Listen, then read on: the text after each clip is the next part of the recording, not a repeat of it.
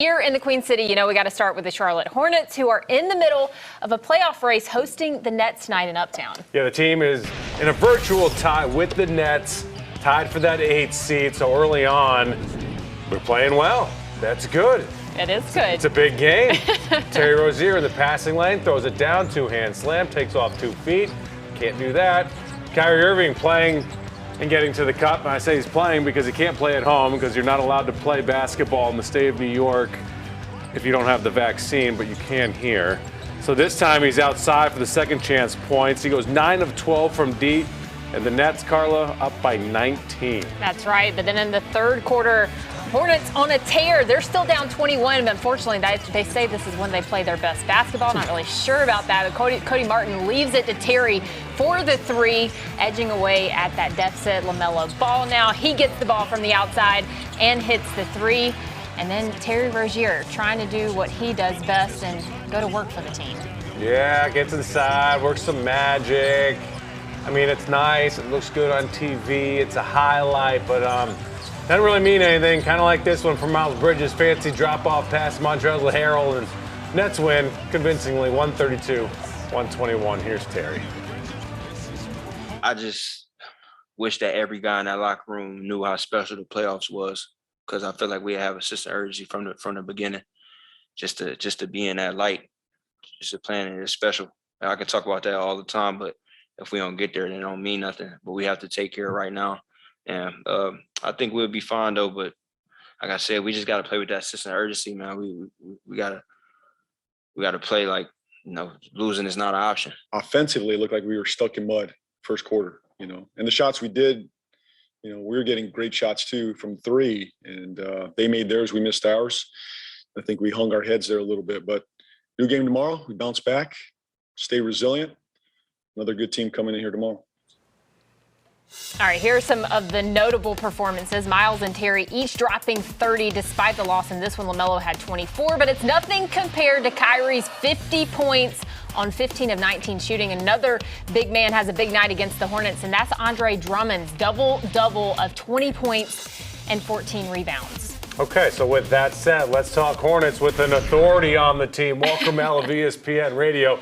First of all, my dude, it's been a minute. How are you? It has been a minute. I appreciate that I get a similar introduction to what Carla got, being an authority on this team. That'll do. And your jacket's dry now from the rain. It is. I had to walk all the way from the Spectrum Center back to the media parking lot with it pouring down rain, but I'm here.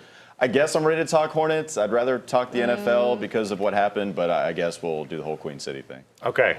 Thank you for doing that, since this is our show. This is your show. You're a guest in our home.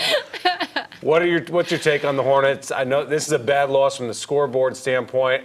Nets are better than what their record shows, I think, especially because Vegas thinks they're still the odds-on favorite to win the East. But your takeaway from tonight? Well, Kyrie Irving was spectacular. He hit 50 points on 19 shot attempts. It's only the second least amount of shot attempts that we've seen somebody score 50 points on. It was absolutely ridiculous, getting to the free throw line as much as he did and hitting 9 3-pointers. The guy had only made 3 at the most in a single game all season long. It's going to be tough for the Charlotte Hornets when you have to play Kevin Durant and Kyrie Irving and you come off to what was a really bad start. It's something James Borrego talked about, just not being in a rhythm offensively in the first quarter.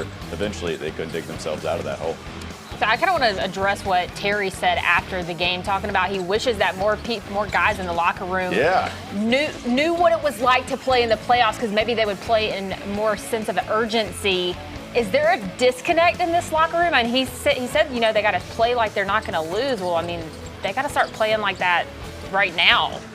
James Borrego has talked about sticking together for a while, and I don't think Terry Rozier meant it as a shot to the other players, but Miles Bridges would then speak after the game as well and kind of hint towards we just have to have players that are playing for everybody, play as a team, not individually, which is what they did. So that was kind of another comment compounding what Terry Rozier said. Yeah, I don't know who they're talking about. I don't know if it's just a team collectively. I don't know if it's just some vague comment they mentioned. I do know that Terry Rozier has been on a tear tear since the All-Star break. I know Miles Bridges went for 30 and did not look lethargic, looked like he was attacking. And there was another moment where the team gets off to a bad start defensively, allowing the Nets to do whatever they wanted to. Yeah, this is a team in a lot of trouble right now, and they're not too far up in the standings when it comes to even the play-in tournament. Do you have a fear that they don't make the play-in game? Yes, I have a fear. If you were to make me predict what they would do, I still think they hold on.